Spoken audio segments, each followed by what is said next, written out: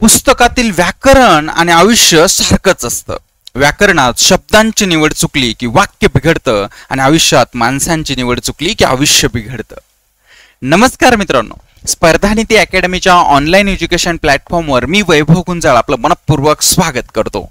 मित्रांनो, आपण अर्थशास्त्र विषयाची जी सिरीज सुरू केलेली आहे त्या सिरीजचं हे लेक्चर क्रमांक 16. या अगोदर आपले 15 लेक्चर्स झालेले आहेत. ज्यांनी कोणी अजून ते लेक्चर बघितले नाही ते जाऊन बघू शकता. आपल्या चॅनलवर ते लेक्चर उपलब्ध आहे. त्यानंतर मित्रांनो, मी डिस्क्रिप्शन बॉक्समध्ये आपल्या टेलिग्राम चॅनलची लिंक दिलेली आहे आणि आपल्या व्हॉट्सअप ग्रुपचीही लिंक दिलेली आहे. लेक्चर्सच्या अपडेट्ससाठी किंवा वेगवेगळ्या माहितीसाठी आपलं टेलिग्राम चॅनल आणि व्हॉट्सअप ग्रुप नक्की जॉईन करा. लेक्चर आवडलं तर लाईक आणि कमेंट करायला विसरू नका. मित्रांना शेअर करायला विसरू नका आणि ज्यांनी अजून चॅनलला सबस्क्राईब केलं नाही ते सबस्क्राईब करायलाही विसरू नका. आलं लक्षात? चालेल. मी आता आपला कुठलाही वेळ घेणार नाही. सरळ आपण आपल्या लेक्चर क्रमांक 16 सुरुवात करूयात. सुरुवात करण्या अगोदर मित्रांनो, ही आपल्या अर्थशास्त्र या विषयाची ऑनलाईन बॅच आहे. अर्थशास्त्र या विषयाचं वन स्टॉप सोल्युशन मी या बॅच मध्ये दिलेलं आहे. ज्यांना कोणाला अर्थशास्त्र हा विषय अवघड जातो, मार्क्स येत नाही, त्यांनी बिनधास्तपणे ही बॅच जॉईन करा. अगदी बेसिक पासून हाय लेवल आयोगाच्या प्रश्नासहित सगळ्या गोष्टी अगदी व्यवस्थितरित्या मी या बॅच मध्ये घेतलेल्या आहेत. मी डिस्क्रिप्शन बॉक्समध्ये आपल्या ऍप्लिकेशनची, आपल्या ऍपची लिंक दिलेली आहे. तिथे जा, आपला ऍप डाउनलोड करा. तिथे तुम्हाला ही बॅच मिळून जाईल. आलं लक्षात? चालेल. आता आपण आपल्या लेक्चर क्रमांक 16 सुरुवात करूयात. आता मित्रांनो, लेक्चर क्रमांक 16 सुरुवात करण्याच्या अगोदर एक महत्त्वाची गोष्ट मी तुम्हाला सांगतो. या लेक्चर क्रमांक 16 बद्दल काही महत्त्वाच्या गोष्टी आपण समजून घेऊयात. त्या म्हणजे कशा? या लेक्चर क्रमांक 16 मध्ये आपण दोन महत्त्वाच्या मुद्द्यांवर चर्चा करणार आहे अर्थशास्त्रातल्या. त्या बँकांच्या संदर्भात आहे. एक म्हणजे लघु वित्त बँका म्हणजे काय हे डिटेल आपण बघणार आहोत, ज्याला आपण स्मॉल फायनान्स बँक असं म्हणतोय. आणि दुसरं मित्रांनो, पेमेंट्स बँका किंवा देय बँका म्हणजे काय हे पण आपण डिटेल बघणार आहोत. यावर प्रश्न येण्याची दाट शक्यता आहे, कारण अर्थशास्त्र विषयक चालू घडामोडीच्या दृष्टीनं या दोनही प्रकारच्या बँका आपल्यासाठी खूप महत्त्वाच्या आहे. एक कोणत्या सांगा? लघु वित्त बँका. आणि दुसऱ्या कोणत्या सांगा? देय बँका. लघु वित्त बँकांनाच इंग्लिशमध्ये काय म्हणतात? Small finance bank. आणि देय बँकाला इंग्लिशमध्ये काय म्हणतात? Payments bank. देय बँकेवर याच्या अगोदरही खूप वेळा आयोगाने प्रश्न विचारून झालेला आहे. आता लघु वित्त बँकेवर तुम्हाला प्रश्न येऊ शकतो आणि देय बँकेवरही प्रश्न येऊ शकतो. का महत्वाचे आहे आपल्याला अर्थशास्त्रीय चालू घडामोडीच्या दृष्टीनं? तर बघा मित्रांनो, पहिली जी बँक आहे ती म्हणजे कोणती सांगा? हे सगळं जे तेच मी तुम्हाला सांगतो. एक आहे लघु वित्त बँक. ही बँक का महत्वाची आहे अर्थशास्त्र विषयक चालू घडामोडीच्या दृष्टीनं? तर बघा मित्रांनो, या लघु वित्त बँकांची जी किमान भांडवल मर्यादा होती ही आरबीआयनं 100 कोटीवरून, आरबीआयनं किती केली? 100 कोटीवरून 200 कोटी एवढी केली. कधी? 2024 मध्ये. समजून घ्या, लघु वित्त बँक का महत्वाची आपल्यासाठी, का चर्चेत आहे ती? तर लघु वित्त बँकांची किमान भांडवल मर्यादा 100 कोटीवरून किती केली? 200 कोटी. कधी केली? 2024 मध्ये. लक्षात? त्यामुळं आपल्याला ही डिटेल बँक ही थोडीशी चर्चेत आली, त्यामुळे आपल्याला हिच्याबद्दल सगळ्या गोष्टी अगदी व्यवस्थितरित्या समजून घ्यायच्या. एकही पॉईंट सोडायचं नाही. प्रश्न आला तर जायला नको. आणि दुसरं मित्रांनो, देय बँका, ज्याला आपण पेमेंट्स बँका असं म्हणतो, या पण आपल्याला समजून घ्यायच्यात डिटेल. का बरं? तर बघा मित्रांनो, आरबीआयनं या देय बँकांना एक गोष्टीसाठी परवानगी दिली. ती म्हणजे काय? जर तुम्ही लघु वित्त बँका बनण्यासाठी पात्र असाल तर तुम्ही आता लघु वित्त बँक बनण्यासाठी अर्ज करू शकता. म्हणजे अशा प्रकारे देय बँकेला किंवा पेमेंट्स बँकेला लघु वित्त बँक बनण्यासाठी अर्ज करण्याची परवानगी आरबीआयनं दिली. आणि अशा प्रकारे मित्रांनो, या लघु वित्त बँका आणि देय बँका आपल्यासाठी चर्चेत आहे किंवा महत्वाच्या आहे. त्यामुळे आता या लेक्चरमध्ये आपल्याला समजून घ्यायचंय लघु वित्त बँका डिटेल समजून घ्यायच्यात, देय बँका किंवा पेमेंट्स बँका डिटेल समजून घ्यायच्यात. जर प्रश्न आला तर आपला जायला नको. आलं लक्षात? आता हे दोन मुद्दे व्यवस्थित समजून घ्या. इकडे लक्ष द्या मित्रांनो. बघा, लघु वित्त बँकांसाठी भांडवल मर्यादा. आरबीआयनं 8 जानेवारी 2024 रोजी लघु वित्त बँकांसाठी म्हणजे स्मॉल फायनान्स बँक्स साठी किमान भांडवलाची मर्यादा 200 कोटी केली. अगोदर किती होती? 100 कोटी. त्याच्यामुळे ही गोष्ट चर्चेत आहे. आणि दुसरं, तसेच पेमेंट्स बँकेला स्मॉल फायनान्स बँक म्हणून अपग्रेड करण्याची परवानगी दिली. म्हणजे काय? ज्या देय बँका म्हणून सध्या कार्यरत आहेत वेगवेगळ्या बँका, या बँका आता लघु वित्त बँक बनण्यासाठी अर्ज करू शकतात जर त्या पात्र असतील तर. म्हणून या देय बँका किंवा पेमेंट्स बँका पण आपल्यासाठी महत्वाच्या आहेत. लक्षात? मग या दोन प्रकारच्या बँकांमध्ये सगळ्यात अगोदर आपण समजून घेऊयात लघु वित्त बँका म्हणजे काय. काय बोला, काय समजून घ्यायचं आपल्याला? लघु वित्त बँका म्हणजे काय? चला बोला, काय समजून घ्यायचंय? लघु वित्त बँका म्हणजे काय? लक्ष द्या इकडे. इतकं डिटेल आणि इतकं सुंदर सगळ्या गोष्टी कळणारे, फक्त व्यवस्थितरित्या लक्ष देऊन सगळ्या गोष्टी बघा. आलं लक्षात? बघा मित्रांनो, या लघु वित्त बँका ज्यांना आपण इंग्लिशमध्ये म्हणतो, काय म्हणतो सांगा, स्मॉल फायनान्स बँक. का चर्चेत आहे या? कारण यांची किमान भांडवल मर्यादा 100 कोटीवरून किती करण्यात आलेली आहे आता? 200 कोटी रुपये. ओके, बघा या लघु वित्त बँका बघा नवीन खाजगी बँकेसाठी व्यवस्थित समजून घ्या. मी काही एकही शब्द तुम्हाला सोडणार नाही, सगळे शब्द अगदी सगळ्या शब्दांचे अर्थ, सगळ्या कॉन्सेप्ट व्यवस्थित सांगणार आहे. फक्त लेक्चर शेवटपर्यंत बघा आणि मन लावून बघा. लक्षात? ओके, बघा नवीन खाजगी बँकेसाठी आलेले 23 अर्ज बाद करताना अर्जदारांना विभेदात्मक परवान्यासाठी अर्ज करता यावेत अशी शिफारस विमल जालान समितीनं केली. ओके, आता तुम्हाला याच्यातलं काहीच कळालं नसेल, सर काय विभेदात्मक परवाना, कोणते 23 अर्ज आले, कशी विमल जालान समिती, हे काहीच समजलं नाही. लक्षात? आपण बघतो काय ते सांगा फक्त मला अगोदर. लघु वित्त बँका, ते सगळ्या गोष्टीचे अर्थ सांगतो, इकडे व्यवस्थितरित्या लक्ष द्या. बघा मित्रांनो, 1969 मध्ये दोन महत्वाच्या गोष्टी घडल्या अर्थशास्त्राच्या दृष्टीनं किंवा बँकांच्या दृष्टीनं. एक म्हणजे आपण 1969 ला राष्ट्रीयकरण केलं 14 बँकांचं. लक्षात? ज्यांच्या ठेवी 50 कोटी किंवा त्यापेक्षा जास्त होत्या त्यांचं आपण राष्ट्रीयकरण केलं. राष्ट्रीयकरण केलं म्हणजे काय, तर ज्या खाजगी मालकीच्या बँका होत्या त्या सरकारने आपल्या मालकीच्या करून घेतल्या किंवा आपल्या ताब्यात घेतल्या. दुसरी एक महत्वाची गोष्ट 1969 सरकारने बँकांच्या बाबतीत केली, विशेषतः खाजगी बँकांच्या बाबतीत, की खाजगी क्षेत्रात आता बँक स्थापन करता येणार नाही. म्हणजे खाजगी क्षेत्रात बँक स्थापन करायला 1969 ला बंदी घातली. मी काय बोलतो कळतंय? पुढे काय झालं, 1991 ला नरसिंह समिती आली. या नरसिंह समितीनं खाजगी क्षेत्रात बँक स्थापन करायला परवानगी किंवा शिफारस केली की खाजगी क्षेत्रात बँक स्थापन झाल्या पाहिजेत. त्यानुसार 1993 मध्ये खाजगी क्षेत्रात बँक स्थापन व्हायला सुरुवात झाली.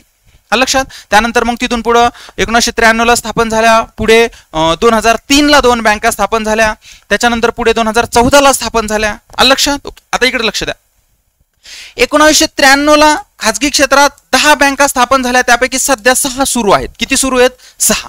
पुढे 2003 ला खाजगी क्षेत्रात 2 बँका स्थापन झाल्या. एक आहे येस बँक आणि दुसरी आहे कोटक महिंद्रा बँक. लक्षात? पुढे 2014 ला खाजगी क्षेत्रात 2 बँका स्थापन झाल्या, त्यामध्ये एक आहे IDFC बँक आणि दुसरी बँक आहे बंधन बँक. व्यवस्थित समजून घ्या, मी तुम्हाला लघुवित्त बँका शिकवणार आहे, फक्त हे समजून घ्या मी काय बोलतोय. 2014 ला किती स्थापन झाल्या? 2, एक IDFC बँक आणि बंधन बँक. आता आपला जो संबंध आहे लघुवित्त बँकेचा तो इथं आहे. ही जे 23 अर्ज आहे ना याचा संबंध इथे आहे. कसा? बघा इकडे समजून घ्या. हे तुम्हाला फक्त माहितीच तो सांगितलं मी, याच्या जास्त समजलं असेल तर आनंद, नसेल समजलं तर टेन्शन घेऊ नका, मी नंतर एखाद्या लेक्चर मध्ये परत याबद्दल सांगेल. बघा 2014 ला म्हणजे ज्या 2 बँका स्थापन झाल्या, एक IDFC फर्स्ट बँक आणि दुसरी बंधन बँक. या 2014 ला ज्या बँका स्थापन झाल्या या बँकांसाठी ज्या मार्गदर्शक सूचना होत्या त्या RBI ने 2013 मध्ये जाहीर केल्या. कधी जाहीर केल्या? लक्ष द्या इकडे. कधी जाहीर केल्या? 2013 मध्ये. आणि RBI ने सांगितलं की 2013 मध्ये आम्ही अशा प्रकारच्या मार्गदर्शक सूचना जाहीर केल्या, अशा प्रकारचे निकष जाहीर केले. या निकषा अंतर्गत ज्यांना खाजगी क्षेत्रात बँक स्थापन करायचे आहे त्यांनी अर्ज करा. आणि यासाठी मित्रांनो एकूण 25 अर्ज आले. किती अर्ज आले सांगा? 25. किती अर्ज आले? 25. आणि या 25 अर्जाची छाननी करण्यासाठी विमल जालान यांच्या अध्यक्षतेखाली समिती नेमली. कुणासाठी सांग? कुणाच्या अध्यक्षतेखाली? विमल जालान यांच्या अध्यक्षतेखाली समिती नेमली आणि सांगितलं की हे जे निकष आम्ही जाहीर केलेले आहे, RBI ने सांगितलं हे 2013 ला जे निकष आम्ही जाहीर केलेले आहे या निकषा अंतर्गत या 25 अर्जापैकी कोण कोण बसतं त्यांना बँक स्थापन करायला आपल्याला परवानगी द्यायची आहे. मग या विमल जालान समितीने काय केलं? या 25 पैकी फक्त आणि फक्त 2च बँकांना बँक स्थापन करायची परवानगी दिली. त्यांनी असं सांगितलं या 2च अशा बँक आहेत ज्या बँका या 2013 मध्ये RBI ने जे निकष जाहीर केले बँक स्थापन करायला खाजगी क्षेत्रात, या 2च बँका त्यामध्ये बसतात. आणि त्यानुसार 2 बँका 2014 ला स्थापन झाल्या. कोणत्या सांगा मग? IDFC फर्स्ट बँक आणि बंधन बँक. लक्षात? आता विमल जालान समितीने अजून एक शिफारस केली याबरोबर, ती म्हणजे आता 25 पैकी 2 बँका स्थापन झाल्या म्हणजे किती अर्ज बाद झाले असतील? 23 अर्ज बाद झाले. मग या विमल जालान समितीने काय शिफारस केली की या 23 अर्जामध्ये किंवा 23 लोकांमध्ये जरी या अशा प्रकारच्या बँका स्थापन होण्याची क्षमता नसली तरी पण या छोट्या बँका स्थापन करण्याची क्षमता यांच्यामध्ये आहे. म्हणून यांना स्मॉल फायनान्स बँक किंवा लघु वित्त बँक स्थापन करायला परवानगी द्या, अशा प्रकारची शिफारस विमल जालान समितीने RBI कडे केली. मी काय बोलतो कळतंय? आणि मित्रांनो, हे 23 अर्ज बाद करताना विमल जालान समितीनं सांगितलं की हे जरी इथं बाद झाले असले तरी यांना लघु वित्त, लहान वित्त किंवा स्मॉल फायनान्स साठी किंवा स्मॉल फायनान्स बँक बनण्यासाठी परवानगी द्या, अशा प्रकारची शिफारस विमल जालान समितीनं केली. आणि पुढे मग आरबीआयनं काय केलं? स्मॉल फायनान्स बँक स्थापनेसाठी निकष किंवा मार्गदर्शक सूचना जाहीर केल्या आणि त्याच्यानंतर मग स्मॉल फायनान्स बँक स्थापन झाल्या. मी काय बोलतोय कळतंय? व्यवस्थित समजून घ्या. आपण इथेच बघणार आहोत, काळजी करू नका. एकदा फास्ट मध्ये सांगतो. तिसऱ्यांदा 2013 मध्ये ज्यावेळेस आरबीआयनं खाजगी क्षेत्रात, म्हणजे पहिल्यांदा 1993 ला खाजगी क्षेत्रात बँक स्थापन झाल्या 1969 नंतर, कारण 1969 ला बंदी घातली होती खाजगी क्षेत्रात बँक स्थापन करायला. 1993 ला एकदा खाजगी क्षेत्रात बँक स्थापन झाल्या किती? 10, त्यापैकी सध्या 6 सुरू आहेत. त्यानंतर 2003 मध्ये 2 खाजगी क्षेत्रात बँका स्थापन झाल्या. कोणत्या कोणत्या सांगा? येस बँक आणि कोटक महिंद्रा बँक. आलं लक्षात? पुढे 2013 मध्ये परत खाजगी क्षेत्रात बँक स्थापन करायला आरबीआयनं मार्गदर्शक सूचना जाहीर केल्या, ज्यानुसार 2014 मध्ये 2 बँका स्थापन झाल्या. कोणती? आयडीएफसी बँक आणि बंधन बँक. कळतं मी काय बोलतोय? ओके. 2013 ला ज्या वेळेस आरबीआयनं खाजगी क्षेत्रात बँक स्थापन करायला मार्गदर्शक सूचना किंवा निकष जाहीर केले, त्यावेळेस एकूण अर्ज किती आले? 25. त्या अर्जाची छाननी करण्यासाठी कोणती समिती नेमली? विमल जालान समिती. या समितीनं 25 पैकी किती बँकांना परवानगी दिली? फक्त 2. कोणत्या कोणत्या सांगा? आयडीएफसी बँक आणि बंधन बँक. आयडीएफसी फर्स्ट बँक आणि बंधन बँक. मी काय बोलतो कळतंय? ओके. अर्ज बाद किती केले? 23. पण 23 अर्ज बाद करताना विमल जालान समितीनं आरबीआयला काय शिफारस केली? हे जे 23 अर्ज आहे यांच्यामध्ये जरी अशा प्रकारच्या बँका स्थापन व्हायला, यांच्यासारख्या बँका स्थापन होण्यासाठी जरी तेवढी क्षमता नसली तरी या लहान बँका म्हणून स्थापन होऊ शकतात. स्मॉल फायनान्स बँक, लघु वित्त बँका म्हणून स्थापन होऊ शकतात. कळतंय? मग पुढे काय केलं आरबीआयनं? या स्मॉल फायनान्स बँकेसाठी मार्गदर्शक सूचना जाहीर केल्या. मग हे 23 अर्ज आणि परत अजून काही अर्ज, असे एकूण 72 अर्ज. किती सांगा? असे एकूण 72 अर्ज जे आहेत तर या लघु वित्त बँक स्थापन करण्यासाठी आले. आणि तिथून पुढे मग लघु वित्त बँक किती स्थापन झाल्या, काय झाल्या ते आपण आता बघूयात. लक्षात? लक्ष द्या आता इकडे व्यवस्थित बघा. लघु वित्त बँका, मी अशी अपेक्षा करतो की 90%, 10% नसलंही कळालं मी जे सांगितलं तर काळजी करू नका, आता पुढे कळेल. फक्त व्यवस्थितरित्या लक्ष द्या. बघा, लघु वित्त बँका, स्मॉल फायनान्स बँक, नवीन खाजगी बँकांसाठी, नवीन खाजगी बँका म्हणजे कधी कधी 2013 मध्ये नवीन खाजगी बँकेसाठी आलेले 23 अर्ज बाद करताना अर्जदारांना विभेदात्मक परवान्यासाठी अर्ज करता यावेत अशी शिफारस विमल जालान समितीनं केली. विभेदात्मक परवान्यासाठी अर्ज करता यावेत म्हणजे काय? ज्यावेळेस विमल जालान समिती हे 23 अर्ज बाद करत होती त्यावेळेस त्यांनी असं सांगितलं की जरी मोठ्या प्रकारच्या बँका यांच्यामध्ये बनण्याची क्षमता नसली तरी छोट्या प्रकारच्या वेगवेगळ्या घटकासाठी, लहान लहान घटकासाठी कार्य करण्याची क्षमता यांच्यामध्ये आहे. अशा प्रकारे वेगवेगळे परवाने त्यांना द्या छोट्या बँका स्थापन करण्यासाठी, स्मॉल फायनान्स बँक स्थापन करण्यासाठी. अशा प्रकारे अर्ज करता यावेत यासाठी अशी शिफारस कोणी केली? विमल जालान समितीनं केली. म्हणजे अजून एक तुम्हाला प्रश्न, उद्या जर प्रश्न आला लघु वित्त बँकेची स्थापन करण्याची शिफारस कोणी केलेली आहे तर ती केलेली आहे विमल जालान समितीनं. कोणी सांगा? विमल जालान समितीनं. हे जे व्यक्ती होते यांनी केलेली आहे.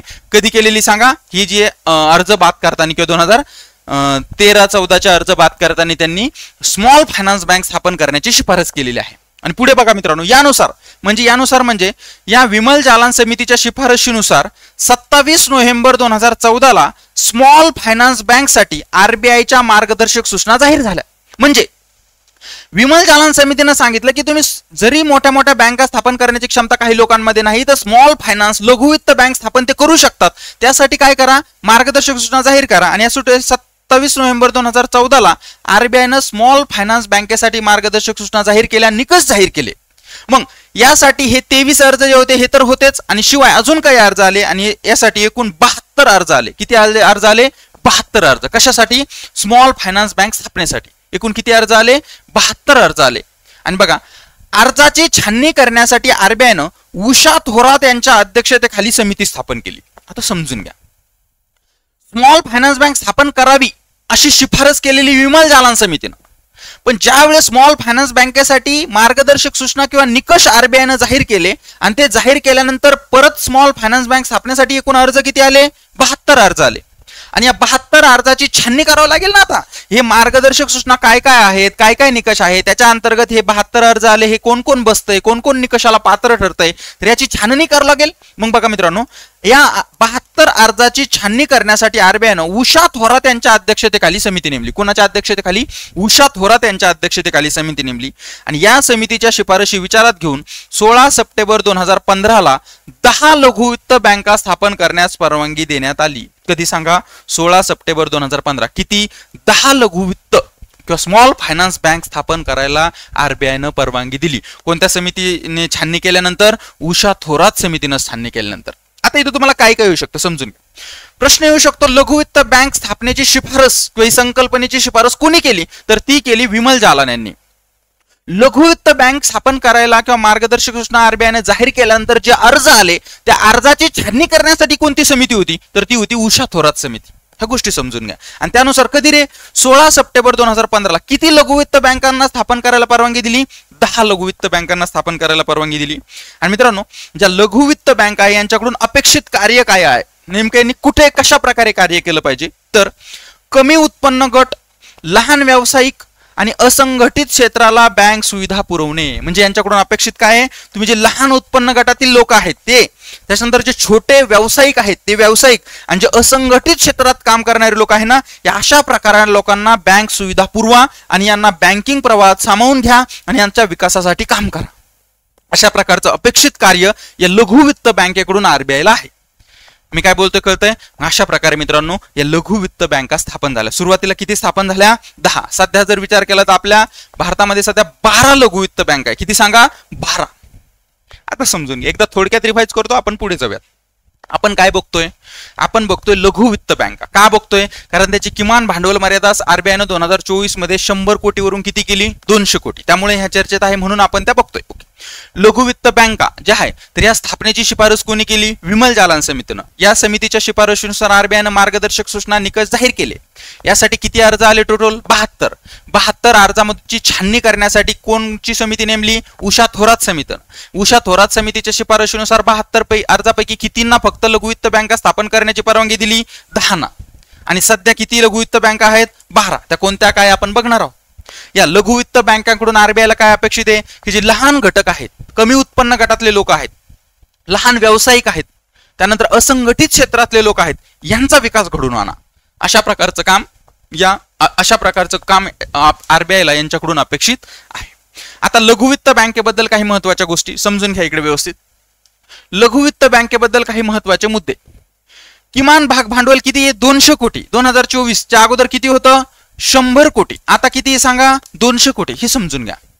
किमान भाग भांडवल किती आहे? लघुवित्त बँक स्थापन करण्यासाठी मिनिमम निव्वळ संपत्ती किती लागेल? 200 कोटी. कळतं मी काय बोलतोय? अगोदर किती होती? 100 कोटी. हीच मर्यादा वाढवली. म्हणूनच आपल्याला ही बँक अभ्यासायची आहे. ह्या अशा प्रकारच्या बँका अभ्यासायच्या. मग समजून घ्या. बघा, परवाना देताना म्हणजे लायसन देताना म्हणजे लघुवित्त बँकेसाठी परवाना देताना छोट्या ग्राहकांना सेवा देण्याची क्षमता त्याच्यामध्ये आहे का? स्थानिक भागावर लक्ष केंद्रित करण्यासाठी ते तयार आहेत का? हे निकष विचारात घेण्यात आले.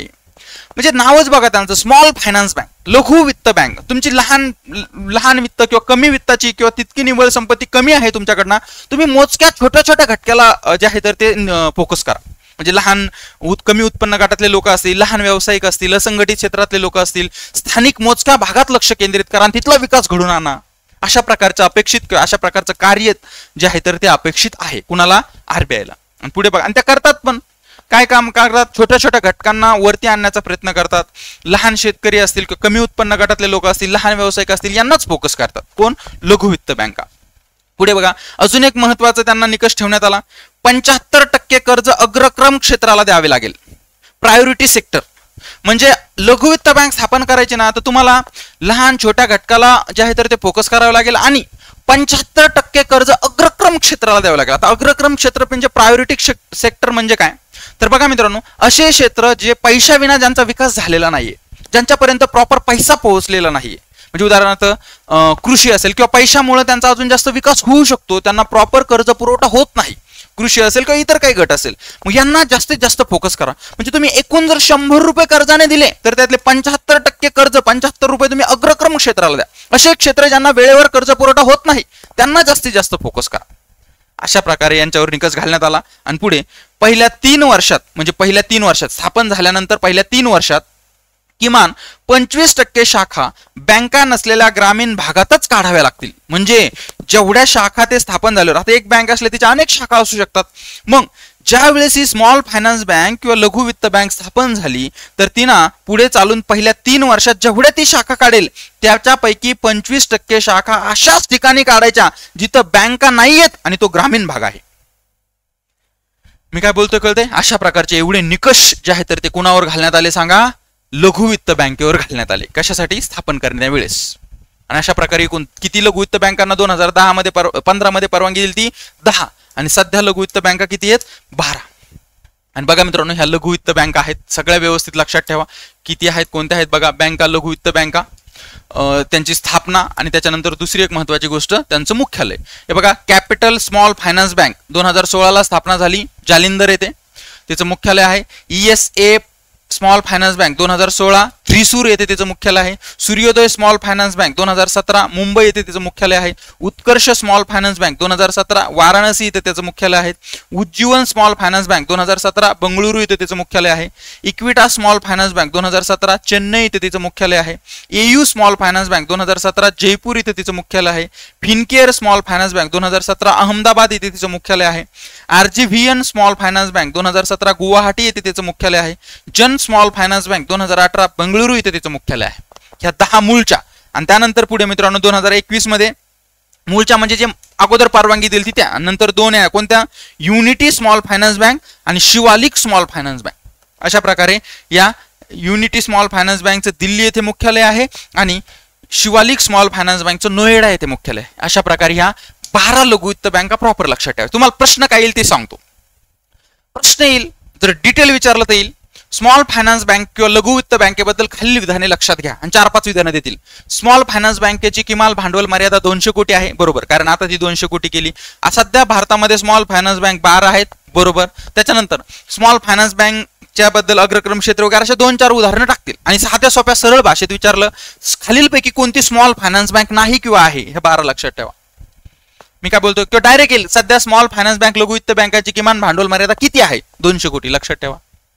कळते? अशा प्रकारे मित्रांनो या स्मॉल फायनान्स बँक सगळ्या अँगलने लक्षात ठेवा. आला तर याच्या बाहेर प्रश्न येणार नाही. आलं लक्षात? एकदा फास्ट मध्ये रिवाइज करतो आणि त्यानंतर आपण जाऊयात मग देय बँका किंवा पेमेंट्स बँकाकडे.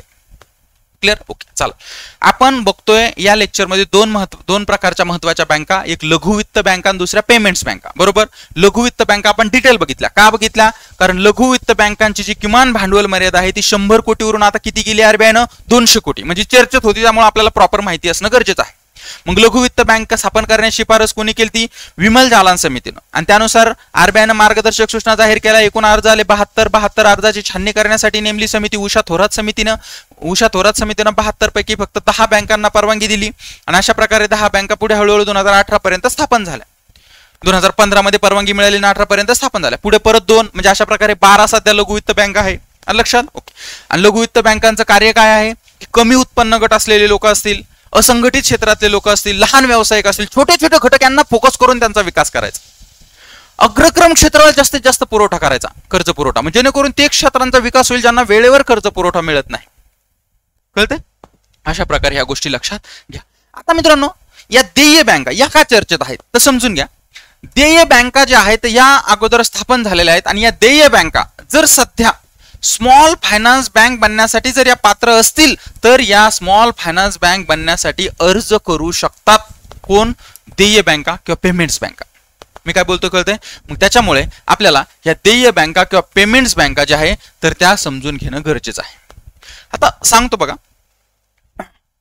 का चर्चेत आल्या असतील किंवा का RBI ने हे दोनही मुद्दे सोबत सरळ चर्चेत घेतले. तर बघा मला सांगा, स्मॉल फायनान्स बँक जी आहे, बरोबर आहे, स्मॉल फायनान्स बँकची किमान भांडवल मर्यादा अगोदर किती होती? 100 कोटी, मान्य. नंतर किती केली? आता 200 कोटी.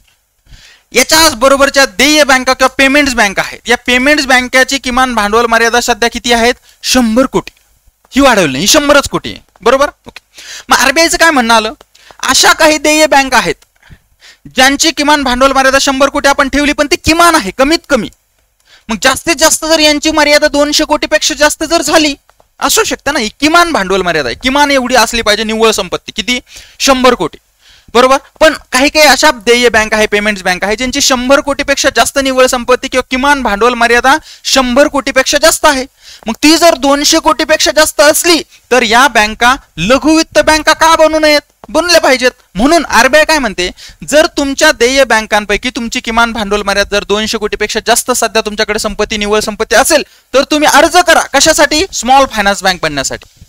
ही परवानगी RBI ने आता दिली आहे. लक्षात, म्हणून आपल्याला देय बँका समजून घ्यायच्यात व्यवस्थित. क्लिअर? चालेल, समजून घ्या, सगळ्या गोष्टी व्यवस्थित कळतील, फक्त समजून घेणं गरजेचं आहे. आता आपण काय करूयात, सगळं विसरून जा म्हणजे मी आता पॉईंट टू पॉईंट सगळ्या गोष्टी सांगतो, त्या व्यवस्थित लक्षात या, मागच्या गोष्टीशी कनेक्ट करून सांगेल, फक्त इकडे लक्ष द्या. देय बँका, पेमेंट्स बँका समजून घेऊयात अगोदर. बघा कशा स्थापन झाल्या, काय झाल्या, त्याचे निकष काय, कार्य काय. पेमेंट्स बँकेवर आयोगाने 2 ते 3 वेळा आतापर्यंत प्रश्न विचारलेला आहे, त्यामुळे आपल्यासाठी महत्वाचे आहेत. लक्षात लागेल. पेमेंट्स बँका आणि लघुवित्त बँका ह्या 2 वेगवेगळ्या प्रकारच्या, यांचा एकमेकांशी काही संबंध नाही. लक्षात, म्हणजे देय बँका वेगळ्या प्रकारचं कार्य आहे, लघुवित्त बँका यांचं वेगळ्या प्रकारचं कार्य आहे. त्या काय मी तुम्हाला सांगितलं. आणि देय बँक ह्या पूर्णतः वेगळ्या. फक्त अशा काही पेमेंट्स बँका त्यांना जर लघुवित्त बँक बनायचं असेल, तेवढी क्षमता त्यांच्यात असेल तर अर्ज करू शकतात. फक्त एवढं RBI सांगितलं, म्हणून आपण देय बँका अभ्यासतोय. Got it? कळतंय? येस, लक्ष द्या. बघा देय बँका किंवा पेमेंट्स बँका, बघा सप्टेंबर 2013 मध्ये नचिकेत मोर यांच्या अध्यक्षतेखाली, कोणाच्या सांगा, नचिकेत मोर यांच्या अध्यक्षतेखाली स्थापन झालेल्या समितीनं वित्तीय समावेशनाच्या उद्देशानं देय बँकांना परवानगी देण्याची शिफारस केली. आता समजून घ्या. पहिला प्रश्न लक्षात घ्यायचा, देय बँका स्थापनेची शिफारस कोणी केली? नचिकेत मोर समिती. डोक्यात फिट करून ठेवा. दुसरी एक महत्वाची गोष्ट, कोणत्या उद्देशानं? वित्तीय समावेशनाच्या उद्देशानं. आता ज्यावेळेस बघा ह्या देय बँका किंवा पेमेंट बँक स्थापन झाल्या, तर ह्या बँकिंग व्यवसाय करण्याच्या उद्देशानं पूर्णतः स्थापन झाल्या नव्हत्या. यांचा मूळ उद्देश होता वित्तीय समावेशन. वित्तीय समावेशन म्हणजे काय? तर अर्थव्यवस्थेतल्या किंवा देशातल्या सगळ्या घटकांना देशाच्या बँक व्यवस्थेमध्ये किंवा वित्तीय व्यवस्थेत सामावून घेणे. तळागाळातल्या लोकांपर्यंत बँक व्यवस्था, तळागाळातल्या लोकांपर्यंत बँकिंग सुविधा पुरवणे, त्यांना या आपल्या वित्तीय समावेशनामध्ये किंवा आपल्या आर्थिक याच्यामध्ये समाविष्ट त्यांचा करून घेणे, याच्यासाठी स्थापन झाली किंवा या मूळ उद्देशानं स्थापन झालेल्या बँका म्हणजे देय बँका. लक्षात, देय बँका कोणत्या समितीच्या शिफारशीनुसार स्थापन झाल्या? नचिकेत मोर समितीच्या शिफारशीनुसार. देय बँकेचा मूळ उद्देश काय होता? मूळ उद्देश होता की वित्तीय समावेशन करणे. वित्तीय समावेशन म्हणजे तळागाळातल्या सगळ्या लोकांपर्यंत बँकिंग सुविधा पुरवणे, त्यांना या बँक प्रवाहात समाविष्ट करून घेणे, वित्तीय प्रवाहात समाविष्ट करून घेणे, यासाठी सुरू करण्यात आलेली बँका म्हणजे कोणत्या? देय बँका किंवा पेमेंट्स बँका. समजून घ्या. बघा यानुसार कोणी शिफारस केल्यानुसार नचिकेत मोर यांच्या अध्यक्षतेखाली स्थापन झालेल्या समितीनं देय बँकेसाठी शिफारस केली. यानुसार देय बँकेसाठी 27 नोव्हेंबर 2014 RBIच्या मार्गदर्शक सूचना जाहीर झाल्या. मार्गदर्शक सूचना म्हणजे निकष जाहीर झाले की कोणकोणत्या बँका किंवा कोण देय बँका स्थापन करू शकतं. अशा प्रकारे मार्गदर्शक सूचना RBIनं 27 नोव्हेंबर 2014 जाहीर केल्या. आणि यासाठी 41 अर्ज आले. किती अर्ज आले? 41. आणि या 41 अर्जाची छाननी करण्यासाठी नचिकेत मोर यांच्या अध्यक्षतेखालीच एक समिती स्थापन केली. आणि या समितीच्या शिफारशी विचारात घेऊन 11 संस्थांना तात्पुरता परवाना तर 7 संस्थांना अंतिम परवाना मिळाला. म्हणजे किती बँका? 7 अंतिम बँका, 7 पेमेंट्स बँकांना पेमेंट्स बँक म्हणून स्थापन करण्यासाठी अंतिम परवाना देण्याला. किती? 7. याच्यापैकी सध्या 6 चालू आहेत. त्या कोणत्या काय मी तुम्हाला सांगेल. आणि पुढे बघा मित्रांनो, त्यामध्ये 80% भारतीय एअरटेल माहितीये? येस. आणि 20% कोटक महिंद्रा बँक, जी 2003 ला स्थापन झाली, याबद्दल पण मी तुम्हाला सांगितलं. कोटक महिंद्रा बँक चा वाटा असलेली एअरटेल पेमेंट्स बँक भारतातली पहिली देय बँक किंवा पहिली पेमेंट्स बँक ठरली. मग तुम्हाला प्रश्न येईल, भारतातली पहिली पेमेंट्स बँक कोणती? Airtel payments bank. लक्षात ठेवायचं. या एअरटेल पेमेंट्स बँकमध्ये 80% वाटा होता एअरटेल समूहाचा आणि 20% वाटा होता कोटक महिंद्रा बँकेचा. अशा प्रकारे 80 आणि 20 100% वाटा असलेली एअरटेल पेमेंट्स बँक, जी भारतातली पहिली पेमेंट्स बँक ठरलेली. लक्षात. आणि पुढे बघा मित्रांनो, मी तिचे कार्य वगैरे सगळ्या गोष्टी तुम्हाला सांगतो. आता एकदा फास्ट मध्ये रिवाइज करतो, इकडे लक्ष द्या. आपण बघतो पेमेंट्स बँका, देय बँका कोणत्या समितीच्या शिफारशीनुसार स्थापन झाल्या? नचिकेत मोर समितीच्या शिफारशीनुसार. मूळ उद्देश काय होता? वित्तीय समावेशन. वित्तीय समावेशन म्हणजे तळागाळातल्या सगळ्या लोकांना बँकिंग सेवा पुरवणे, त्यांना वित्तीय प्रवाहात समाविष्ट करून घेणे. मूळ उद्देश असता. बँक व्यवसाय हा मूळ उद्देश यांचा नव्हता. यांचा मूळ उद्देश काय आहे की वित्तीय प्रवाहात सगळ्यांना समाविष्ट करून घ्यायचं, वित्तीय समावेशन सगळ्यांचं करून घ्यायचं. ज्यांना प्रत्येकाला, देशातल्या प्रत्येक व्यक्तीला, छोट्या मोठ्या सगळ्या घटकाला बँकिंग सुविधा मिळाल्या पाहिजेत, त्यांना उपयोग करता आले पाहिजे, त्यासाठी त्यांना या प्रवाहात आणायचं. आलं लक्षात? अशा प्रकारे या उद्देशानं स्थापन झालेल्या पेमेंट्स बँका. आलं लक्षात? कोणत्या समितीच्या शिफारशीनुसार? नचिकेत मोर. ज्यावेळेस मार्गदर्शक सूचना जाहीर केल्या, एकूण अर्ज किती आले? 41. त्या अर्ज छाननी करून तात्पुरता 11 संस्थांना परवानगी दिला, पण अंतिम 7 संस्थांना परवानगी दिला. म्हणजे 7 अंतिम परवाने दिले, जे देय बँका किंवा पेमेंट्स बँक स्थापन करू शकतात.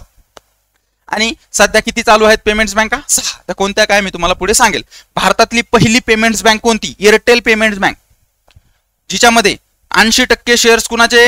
एअरटेल समूहाचे आणि 20% कोटक महिंद्रा बँकेचे. अशा प्रकारे 100% ही एअरटेल पेमेंट्स बँक, 100% शेअर्स असली एअरटेल पेमेंट्स बँक भारतातली पहिली पेमेंट्स बँक. क्लिअर. आता बघा हिचं कार्य काय, कशाचं, पेमेंट्स बँकेचं काय कार्य बघा, ठेवी स्वीकारणे, लोकांकडून ठेवी स्वीकारणे, त्याच्यानंतर त्यांचा भरणा करणे आणि त्यानंतर त्यांची देणी भागवणे. म्हणजे कुठे देणी करायची असेल, भरणा करायचा असेल तर अशा प्रकारे भरणा करणे, देणी भागवणे हे काम ही करते. देणी भागवण्यासाठी प्रीपेड कार्ड, डेबिट कार्ड निर्गमित करणे, म्हणजे प्रीपेड कार्ड देऊ शकते, डेबिट कार्ड देऊ शकते. अशा प्रकारे लक्षात घ्या. याची चर्चा मी परत पुढच्या स्लाइडवर करतो, इकडे लक्ष द्या, रिपीट झाले तिथे. देय बँकाबद्दल आपण सगळ्या गोष्टी लक्षात घेऊ. अगोदर तिचा अर्थ लक्षात घेऊ आणि त्यानंतर तिचे वैशिष्ट्य लक्षात घेऊ. कळतंय. आता तुम्हाला देय बँका स्थापन कधी झाल्या, काय झाले हे समजलं. फक्त तुम्हाला आता एकच गोष्ट कळाली नाही, देय बँकेचं कार्य काय. लघुवित्त बँक पण समजली, फक्त देय बँकेबद्दल काही महत्त्वाच्या गोष्टी तुम्हाला समजून घेणं गरजेचं आहे, त्या समजून घ्या. बघा देय बँकेचा अर्थ काय आहे ते अगोदर समजून घ्या. ओके, बघा इकडे लक्ष द्या. ही मर्यादित सेवा देणारी, म्हणजे काही लिमिटेड सेवा आहे, पूर्ण बँकेच्या सेवा ही बँक देत नाही. ही मर्यादित सेवा देणारी बँक आहे. ती ठेवी स्वीकारू शकते, लोकांकडून ठेवी स्वीकारू शकते, लोकांचे पैसे पाठवणी सेवा प्रदान करू शकते, मात्र कर्ज देऊ शकत नाही. पेमेंट्स बँक कधीही कोणालाही कर्ज देत नाही. ती फक्त तुमच्याकडून ठेवी स्वीकारू शकते, तुमचे पैसे कोणाला पाठवायचे असेल ते पैसे पाठवू शकते, तुमचे आलेले पैसे तुम्हाला दुसरीने कुणा आले तर ते तुम्हाला देऊ शकते, पण कर्ज पेमेंट बँक देत नाही. मग तुम्ही म्हणता सर कर्ज देत नाही मग ही बँक कशी, तर मी तुम्हाला मुळच सांगितलं, इथं उद्देशच काय आहे, वित्तीय समावेशन करून घेणे, जास्तीत जास्त लोकांना या सेवा प्रदान करणे बँकेच्या. कर्ज देत नाही, ती पैसे तुमचे दुसरीकडून आलेले तुम्हाला येतील, डेबिट कार्ड तुम्हाला त्यासाठी मिळेल, एटीएम कार्ड वगैरे, त्यानंतर तुम्ही पैसे दुसऱ्यांना पाठवू शकता, फक्त ती बँक तुम्हाला कर्ज देणार नाही. लक्षात. आणि पुढे बघा, त्यामुळं एटीएम किंवा डेबिट कार्ड देऊ शकते, मात्र क्रेडिट कार्ड देऊ शकत नाही. कर्जच देऊ शकत नाही बँक, क्रेडिट कार्ड कशाला देईल. क्रेडिट कार्ड म्हणजे एक प्रकारचं कर्जच असतं. कळतंय. मग अशा प्रकारे याचा अर्थ आहे कुणाचा, देय बँकेचा, जी मर्यादित सेवा देणारी बँक आहे, ठेवी स्वीकारू शकते, पैसे पाठवणे सेवा प्रदान करू शकते, मात्र कर्ज देऊ शकत नाही. त्यामुळे एटीएम डेबिट कार्ड देऊ शकते, मात्र क्रेडिट कार्ड हिला देता येत नाही. तिचे वैशिष्ट्य काय, ह्या वैशिष्ट्यावर आयोगाने दोनदा प्रश्न विचारलेला आहे. देय बँकेचे किंवा पेमेंट्स बँकेचे वैशिष्ट्य समजून घ्या. दोनदा प्रश्न आलेला, व्यवस्थित लक्षात घ्या. प्रति व्यक्ती रुपये 1 लाख रुपयापर्यंत ठेवी स्वीकारणे, ही ठेवी स्वीकारते, पण फक्त किती, छोटी बँक आहे, 1 लाख रुपयापर्यंत ठेवी स्वीकारू शकते. एटीएम कार्ड देण्यास तिला परवानगी आहे. कोणत्याही स्वरूपात कर्ज देता येणार नाही. डिजिटल पद्धतीने कार्य करतात, भौतिक शाखेच्या माध्यमातून नाही. तुम्हाला पेमेंट्स बँकची कोणतीही एखादी शाखा, फिजिकल शाखा कुठेच दिसणार नाही, ते फक्त डिजिटली कार्य करतात. मी काय बोलतो कळतंय तुम्हाला, अशी कुठे काही बिल्डिंग आहे आणि ते पेमेंट्स बँकेची शाखा आहे असं कधीच नाही दिसणार ती, कारण हे टोटल डिजिटलायझेशन आहे, टोटल डिजिटल पद्धतीने काम करतात. भौतिक शाखा पेमेंट्स बँकेची कुठेच नाही, ही गोष्ट लक्षात घ्या. किमान भाग भांडवल यांचा आहे 100 कोटी. मी तुम्हाला सांगितलं इथं भाग भांडवल किती आहे, 100 कोटी. आणि जर यांचं किमान भाग भांडवल 100 कोटीपेक्षा जास्त आणि 200 कोटीपेक्षा जास्त असेल, म्हणजे 100 कोटीपेक्षा जास्त आणि 200 कोटी किंवा त्यापेक्षा जास्त असेल, तर ह्या कशासाठी आता अर्ज करू शकतात, स्मॉल फायनान्स बँकेसाठी अर्ज करू शकतात, असं आरबीआयने आता सांगितलंय. म्हणून तर आपण ही बँक अभ्यासतोय.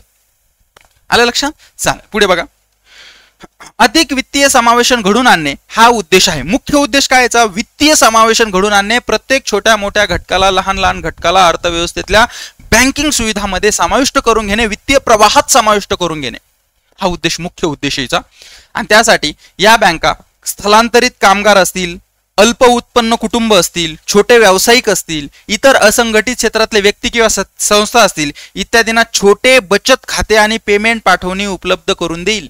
छोट्या छोट्या घटकांसाठी काम करते, त्यांना वित्तीय प्रवाहात समाविष्ट करून घेते, त्यांचं छोटं बचत खाते एक करते, ते पैसे कुठे पाठवायचे असेल तर पाठवते, त्यांचे पैसे आलेले त्यांना देते, फक्त कर्ज देऊ शकत नाही, क्रेडिट कार्ड देऊ शकत नाही. अशा प्रकारे ही बँक व्यवस्थित लक्षात ठेवा, कारण मूळ उद्देशीचा काय आहे सांगा, काय आहे, वित्तीय समावेशन घडून आणणे, प्रत्येक छोट्या मोठ्या घटकाला आर्थिक प्रवाहात समाविष्ट करून घेणे. आणि या 6 ज्या बँका आहे, देय बँका प्रॉपर लक्षात ठेवा. तुम्हाला विचारतील खालीलपैकी कोणती देय बँक नाही, एअरटेल पेमेंट बँक भारतातली पहिली पेमेंट बँक, लक्षात, ही लक्षात ठेवायचं. मुख्यालय नवी दिल्ली येथे आहे. त्यानंतर पुढे इंडियन पोस्ट पेमेंट बँक नवी दिल्ली. पेटीएम बघितलं असेल, पेटीएम माहिती आहे, पेटीएम पेमेंट बँकच एक प्रकारचं, जिचं मुख्यालय नोएडा येते. त्यानंतर Fino payment bank Mumbai, Jio payment bank Mumbai आणि NSDL पेमेंट बँक मुंबई. अशा प्रकारे या 6 पेमेंट बँक प्रॉपर लक्षात ठेवा. आलं लक्षात. मग या 6 पेमेंट बँक अगदी व्यवस्थितरित्या लक्षात ठेवायचे. मी अशी अपेक्षा करतो की तुम्हाला लघु वित्त बँका व्यवस्थित समजल्या असतील, त्यानंतर देय बँका व्यवस्थित समजल्या असतील. आता समजून घ्या मित्रांनो, मी एकदा थोडक्यात रिवाइज करतो, त्यानंतर तुम्हाला सगळ्या गोष्टी लक्षात येतील. लक्षात आपण काय बघतोय, आपण दोन महत्त्वाचे मुद्दे अभ्यासले. एक लघु वित्त बँका म्हणजे काय आणि पेमेंट्स बँका म्हणजे काय. लघु वित्त बँका का अभ्यासल्या, कारण त्यांची किमान भांडवलाची मर्यादा 100 कोटीहून 200 कोटी केली म्हणून त्या अभ्यासल्या. पेमेंट्स बँका अभ्यासल्या कारण ज्या पेमेंट्स बँका लघु वित्त बँक बनण्याची क्षमता ज्यांच्यात आहे, तितकी निव्वळ संपत्ती किंवा किमान भांडवल आहे, तर त्यासाठी अर्ज करू शकतात, त्यासाठी परवानगी आरबीआयने दिली म्हणून पेमेंट्स बँक अभ्यासल्या. आलं लक्षात. आता पेमेंट्स बँकेबद्दल एक लक्षात ठेवा, ती क्रेडिट कार्ड किंवा कर्ज देत नाही. वित्तीय समावेशन घडवून आणण्याच्या उद्देशानं नचिकेत मोर यांच्या अध्यक्षतेखालील समितीनुसार तिची स्थापना झालेली आहे. आलं लक्षात. ह्या सगळ्या गोष्टी व्यवस्थित लक्षात ठेवा. मी तुम्हाला बाकी सगळ्या सांगितल्या, 6 कोणत्या त्या स्क्रीनशॉट वाटलंच तर फास्टमध्ये मारू शकता, नो प्रॉब्लेम, जेणेकरून तुम्ही नंतर याला रिवाइज करू शकता. याचे अर्थ, ती काय काय तिचे वैशिष्ट्ये ते पण तुम्हाला मी सांगितलेत.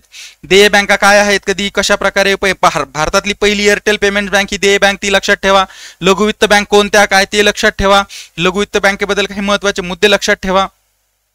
त्यानंतर पुढे या लघु वित्त बँकांच्या काही महत्त्वाच्या गोष्टी लक्षात ठेवा. आलं लक्षात. आता मित्रांनो, जर प्रश्न आला, येऊ शकतो, दाट शक्यता आहे, कारण पेमेंट्स बँकेवर खूप वेळा प्रश्न आलेला आहे ज्या स्थापन झाल्या किंवा त्याच्यानंतर. त्यामुळे पेमेंट्स बँकाला लघु वित्त बँक पण चर्चेत आहे, तिच्यावर बी प्रश्न येऊ शकतो. सगळ्या गोष्टी व्यवस्थित समजून घ्या.